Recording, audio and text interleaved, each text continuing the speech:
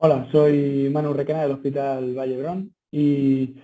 voy a comentar el estudio Clarity.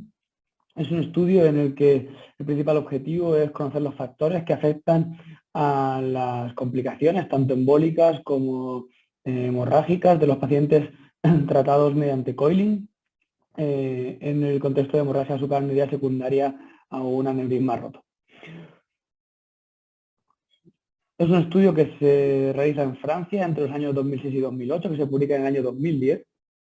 y que incluye a 20 centros. Es un estudio que es posterior a la aparición de los trials, de que demuestran la superioridad del tratamiento con coil con respecto a la cirugía en pacientes con aneurisma roto y por lo tanto llegan a un momento en el que en Francia ya las guías recomiendan tratamiento con coil y la gran mayoría de pacientes reciben tratamiento con coil cuando presentan una hemorragia suprarrenal secundaria al aneurisma roto. Los criterios de inclusión es un estudio prospectivo, multicéntrico y con pacientes consecutivos que pueden entrar pacientes de 18 a 80 años y que tengan un máximo de diámetro de 15 milímetros en el aneurisma objetivo. El tratamiento tiene que ser dentro de los primeros 7 días después de la hemorragia suprarrenal y se recogen los pacientes que han sido tratados con coils de Boston. En cuanto a los criterios de exclusión, entra el hecho de que el aneurisma sea fusiforme, también que el paciente tenga una malformación arteriovenosa, que el paciente tenga tratamiento de aneurismas previos, tanto si es el aneurisma objetivo como si es algún otro, y también que el paciente tenga aneurismas múltiples y no quede claro cuál es el aneurisma que ha producido el sangrado.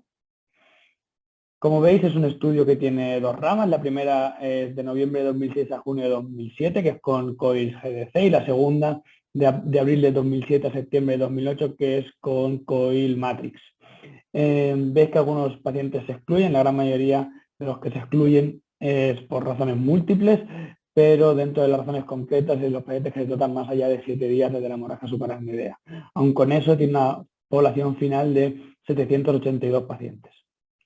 Veis que son pacientes de edad mediana, la media de edad son 51 años y el 60% de pacientes son mujeres.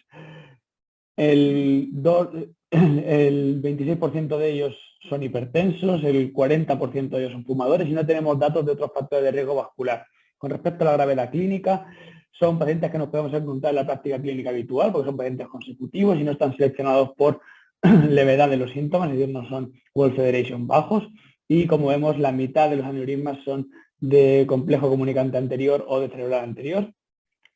siguiendo por un 27% de aneurismas carotídeos. Podemos ver también que casi el 90% de los pacientes presentan aneurismas menor de 10 milímetros y el 85% con un cuello menor de 4 milímetros. Del 18.9% de los pacientes que tienen múltiples aneurismas, 30 de ellos se tratan de uno o dos aneurismas que no son los aneurismas que se supone que son los causantes de la hemorragia suprarrenal en el mismo procedimiento. Como podemos ver aquí, la estrategia es de coiling simple en 77.7% de los pacientes, utilizando balón de remodeling en el 20.5% de ellos y colocando un stent en casi el 2% de los pacientes. Podemos ver que la antiagregación previa al tratamiento está solo presente en el 7% de los pacientes y no tenemos datos de la anticoagulación.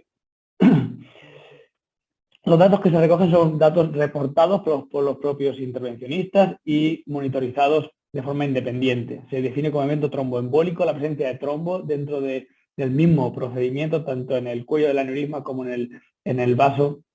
en el que se asienta o en vasos distales, y posterior al tratamiento, siempre que haya un evento neurológico agudo, pacientes en los que se demuestra la presencia de trombo tanto en reso o en arteriografía. En cuanto a la definición de rotura intraprocedimiento, se define como la presencia del coil o del microcatéter fuera de los límites del aneurisma o la visualización de extracción de contraste. El follow-up de estos pacientes es hasta el alta y la morbilidad se define como la presencia de un síntoma neurológico no presente previo al tratamiento. En cuanto a los análisis de los datos, vemos que la gran mayoría de datos se dicotomizan, incluido la edad, se dicotomiza a jóvenes menores de 65 mayores, pacientes por encima de los 65 años, quizás una edad un poco elevada, teniendo en cuenta que es un estudio de hemorragia subaracnoidea.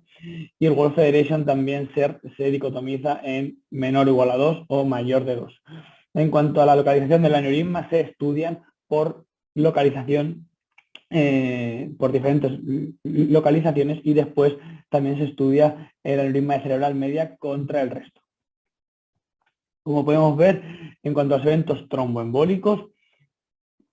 se ven en estudios multivariantes que son más frecuentes en los pacientes fumadores, también en los pacientes que tienen un aneurisma con un tamaño mayor de 10 milímetros y aquellos los que tienen un aneurisma con un cuello mayor de 4 milímetros. En cuanto al estudio multivariante, solo quedan como predictores independientes de la presencia de eventos tromboembólicos los pacientes fumadores y aquellos que tienen aneurisma mayor de 10 milímetros.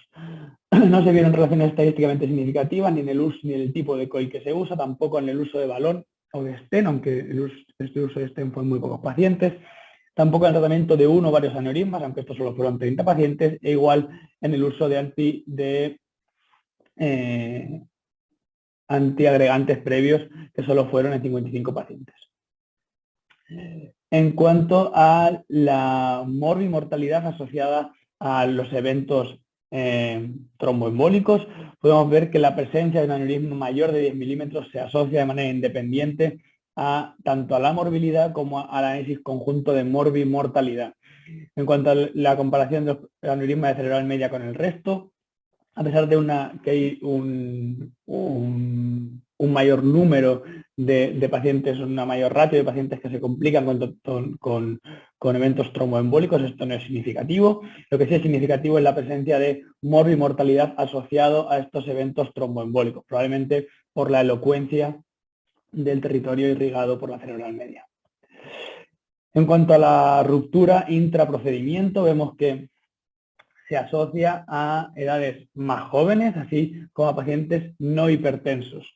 También vemos que los pacientes con aneurismas de cerebral media tienen mayor tasa de rotura intraprocedimiento, 8.5% comparado con 3.7% del resto,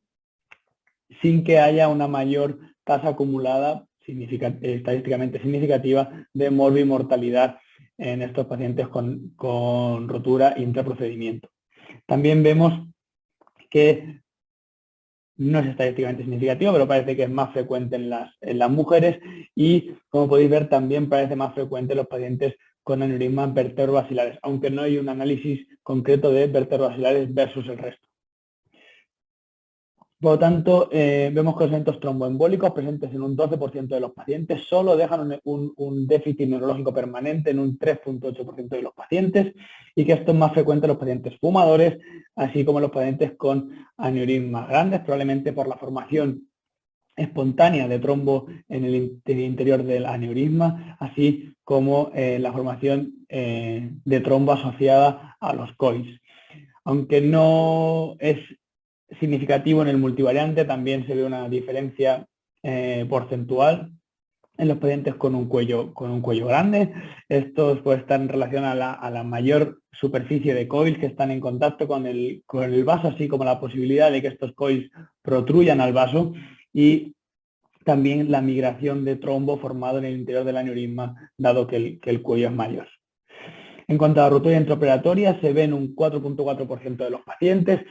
Lo que ellos describen es una mortalidad del 0% y una morbilidad del 0.2%, aunque es verdad que son muy pocos pacientes y puede ser que esto, con un paciente que se muera secundario a esta rotura intraprocedimiento, cambiaría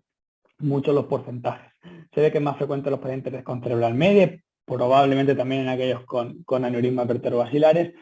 y en pacientes jóvenes, probablemente porque el objetivo de tratamiento es un objetivo más exigente y por lo tanto se tiende a asumir, digamos, un riesgo mayor, y esto puede ser que provoque una mayor tasa de rotura. Y en pacientes no hipertensos, que no queda muy claro cuál es la causa de esta relación estadística, aunque podría ser que la hipertensión jugase un papel en la modificación de la pared del vaso o del aneurisma.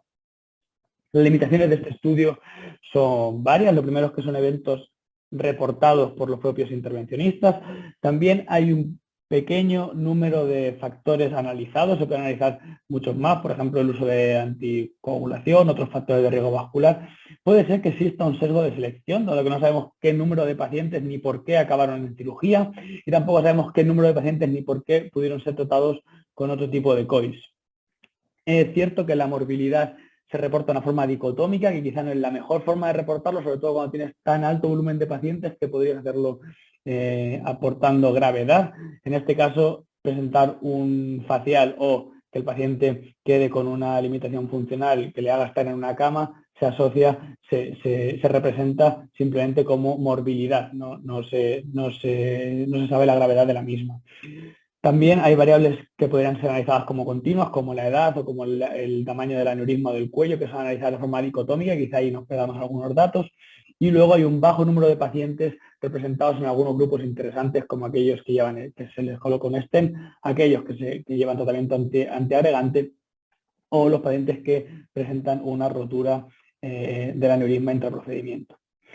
Como conclusión, en los pacientes en los que vamos a tratar con tratamiento endovascular por un aneurisma roto, tenemos que tener en cuenta que hay algunos factores que se asocian a mayores tasas de complicación, principalmente cuando las complicaciones son tromboembólicas, aquellos pacientes fumadores, pacientes con aneurismas grandes y con cuellos mayores de 4 milímetros, y hay algunos otros factores que se asocian a una mayor tasa de rotura intraprocedimiento, especialmente la presencia de aneurismas en cerebral media y probablemente también la presencia de aneurismas vertebrobasilares. Por lo tanto, cuando vayamos a indicar un tratamiento, en el periprocedimiento deberemos manejar estos datos para decidir, pues, de tomar decisiones sobre cuál es el material que vamos a utilizar, si vamos a tener balón o no de primeras, si vamos a tener tratamiento antiagregante o anticoagulante y cuándo utilizarlo. Así que este es un poco el resumen del Clarity, un estudio clásico, pero que seguramente sea de los más importantes en cuanto a los factores que predisponen a complicaciones en pacientes tratados por un aneurisma roto de forma endovascular.